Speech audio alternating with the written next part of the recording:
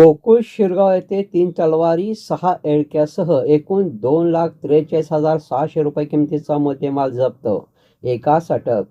कोल्हापूर जिल्हा पोलीस प्रमुख योगेश कुमार यांनी कोल्हापूर जिल्हा परिषद व पंचायत समिती निवडणुका शांततेत पार पाडण्यासाठी तसेच अवैध शस्त्रे बाळगणारे व विक्री करणाऱ्यावर कायदेशीर कारवाई करण्याचे आदेश दिले आहेत. तपास पथकाने गोकुळ शिरगाव येथील सर्व्हिस रोडवर आज दुपारी 12च्या सुमारास संदेश सर्जेराव पानारी वय 26 राहणार हनुमंतवाडी तालुका करवीर सध्या राहणार नेरली तामगाव याच्याकडे मिळून आलेले पोते उघडून पाहिले असता त्याच्यामध्ये 3 तलवारी 6 एडकी अशी धारदार हत्यारे मिळून आली.